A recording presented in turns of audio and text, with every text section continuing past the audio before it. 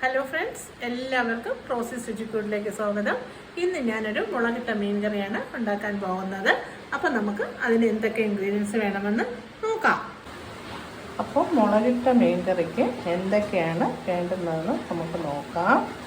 ആദ്യമായിട്ട് കഴുകി വൃത്തിയാക്കിയ കൊഴിയാള മീൻ എടുത്തിട്ടുണ്ട്. ഒരു 12 മീനുണ്ട്. അതിന് ആവശ്യമായ സാധനങ്ങൾ: വറ്റൽമുളക് വേണം, കുടംപുളി ഒരു 2 എണ്ണം എടുത്തിട്ടുണ്ട്. അതിനോടൊപ്പം തന്നെ ഞാൻ വാളംപുളിയും ചേർക്കുന്നുണ്ട്. അപ്പോൾ ഒരു ടേസ്റ്റ് വ്യത്യാസം വരും, നല്ല ടേസ്റ്റ് ആയിരിക്കും കുടംപുളിയും കൂടെ ഇടുമ്പോൾ.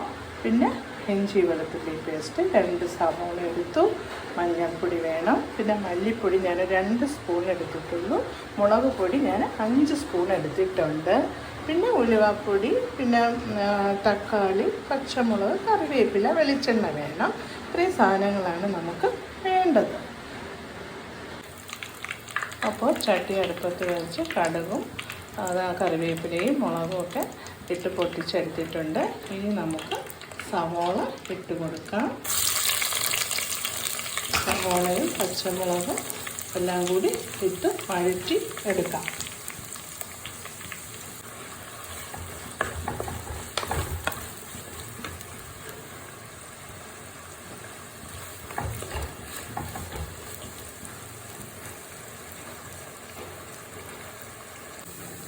അപ്പോൾ സവോള ഏകദേശം വഴണ്ട് വന്നിട്ടുണ്ട്. അപ്പോൾ കടുക് പൊട്ടുമ്പോൾ തന്നെ ഉലുവയും കൂടി ഇട്ട് കൊടുക്കണം. ഉലുവ പൊടിയാണെങ്കിൽ മീൻ വാങ്ങാറാകുമ്പോൾ മാത്രം ഇട്ട് കൊടുത്താൽ മതി. എൻ്റെ ഇപ്പോൾ പച്ച ഉലുവ ആയതുകൊണ്ട് ഞാൻ കടുകിനോടൊപ്പം ഇട്ടു. പിന്നെ അതിനോടൊപ്പം തന്നെ ഞാൻ വഴണ്ട് വന്നതിന് ശേഷം കുടംപുളി ആവശ്യത്തിന് ഉപ്പും ഇട്ടാണ് വഴറ്റിയിരിക്കുന്നത് സവോള. അപ്പോൾ ഇനി നമുക്ക് മസാല ഇട്ട് കൊടുക്കാം. ഇത് മുളക് പൊടി, മഞ്ഞൾപ്പൊടി, പിന്നെ നമുക്ക് മല്ലിപ്പൊടി വേണം. അപ്പോൾ ഈ 2-3 മഞ്ഞൾപ്പൊടിയും മുളക് പൊടിയും മല്ലിപ്പൊടിയും കൂടി നല്ലപോലെ മൂത്ത് വരണം. മൂത്ത് വന്നതിന് ശേഷം നമുക്ക് തക്കാളി ഇട്ട് കൊടുക്കാം.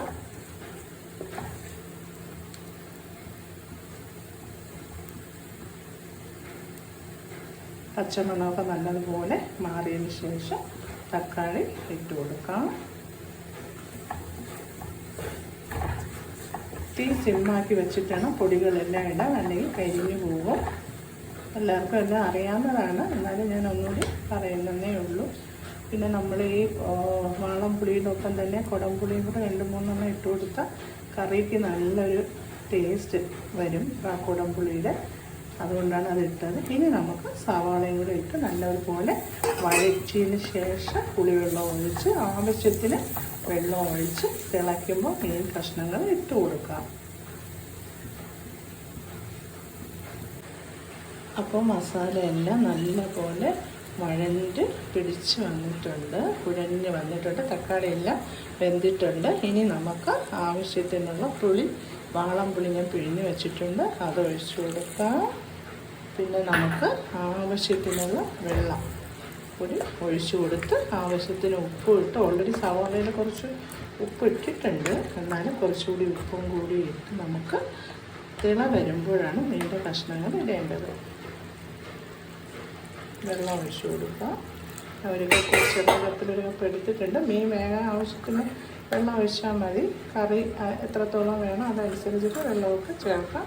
ഇതിൽ മുളക് പൊടിയും മല്ലിപ്പൊടിയിലേക്ക് അളവ് നമുക്ക് ആവശ്യാനുസരണം എരിവ് വേണമെന്നുള്ളത് കൂട്ടണം, കുറവ് വേണമെന്നുള്ളത് കുറയ്ക്കാം. അങ്ങനെയൊക്കെ നമുക്ക് ചെയ്യാം. തിളക്കട്ടെ. അപ്പോൾ കറി നല്ലപോലെ തിളച്ച് വന്നിട്ടുണ്ട്. ഇനി മീൻ കഷ്ണങ്ങൾ നമുക്ക് ഇട്ട് കൊടുക്കാം.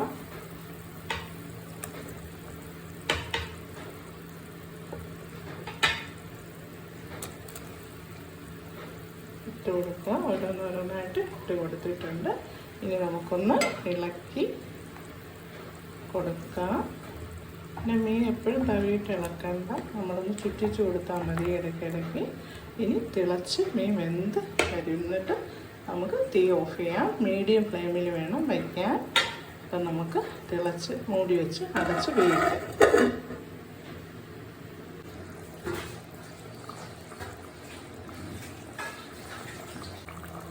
അപ്പോൾ നമ്മുടെ കൊഴിയാള പറ്റിച്ചത് ഇവിടെ റെഡിയായി വന്നിട്ടുണ്ട്. ഉപ്പെല്ലാം കറക്റ്റാണ്. ഇനി നമുക്ക് തീ ഓഫ് ചെയ്യാം. അതിനോടൊപ്പം തന്നെ ഒരു ലേശം കറിവേപ്പിലയും കൂടി വച്ച് കൊടുക്കാം. അപ്പോൾ കറി ഇവിടെ റെഡിയായിട്ടുണ്ട്.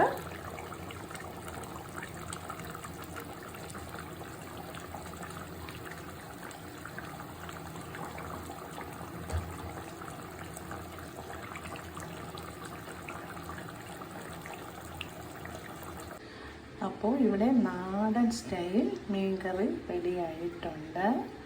അതിൻ്റെ കൂടെ കഴിക്കാനുള്ള കപ്പയും റെഡിയായിട്ടുണ്ട്. അപ്പോൾ എല്ലാ പേരും ചെയ്യാത്തവരുണ്ടെങ്കിൽ ചെയ്ത് നോക്കണം. ലൈക്ക് ചെയ്യണം, കമൻറ്റ് ചെയ്യണം, സബ്സ്ക്രൈബ് ചെയ്യാൻ മറക്കരുത്. അടുത്തൊരു വിഭവമായി വരുന്നത് വരേക്കും ബൈ ബൈ, സീ യു.